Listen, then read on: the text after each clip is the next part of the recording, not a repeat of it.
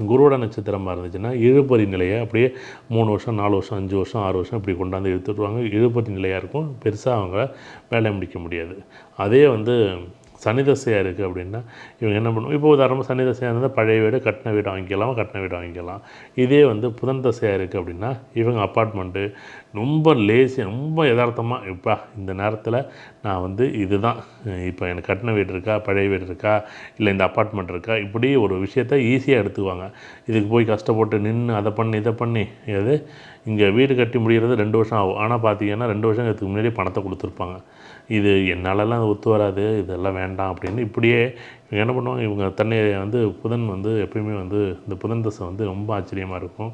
அதொட்டு வந்து தசாபுத்திகள் அடிப்படையில் நீங்கள் பலன் பார்க்குறீங்க அப்படின்னா இப்படி தான் நீங்கள் பார்க்கணும். இப்படி வந்து ஒவ்வொருத்தருக்கும் ஒவ்வொரு வீடு அமைப்பு இருக்கும், திசைகள் இருக்கும், திக்குகள் இருக்கும், பொருள்கள் இருக்கும், அமைப்பு வண்ணங்கள் இருக்கும்.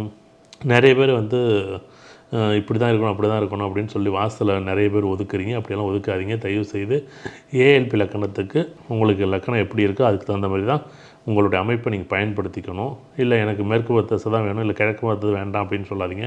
வடக்கு பார்த்த மனையாக இருந்தாலும் சரி, தெற்கு பார்த்த மனையாக இருந்தாலும் சரி, மேற்கு பார்த்த மனையாக இருந்தாலும் ஒரு குறிப்பிட்ட காலத்திற்கு அந்த வீடு வந்து உங்களுக்கு சப்போர்ட் பண்ணும். புது வீடு பழைய வீடுன்னு பார்க்காதீங்க. அது உங்களுக்கு இப்போ சப்போர்ட் பண்ண அமைப்பு இருக்குது அப்படின்னா உங்களுக்கு நல்லா இருக்குது.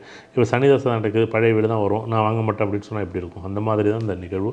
கண்டிப்பாக வந்து எல்லா வீடும் இடமும் ஒரு நேரம் இல்லைன்னா ஒரு நேரம் உங்களுக்கு சப்போர்ட் பண்ணும். அதை விட்டு நீங்கள் வந்து ரொம்ப கவனமாக வந்து கையாளுங்க. கண்டிப்பாக உங்கள் வாழ்க்கைங்கிறது வசந்தமாக இருக்கும்.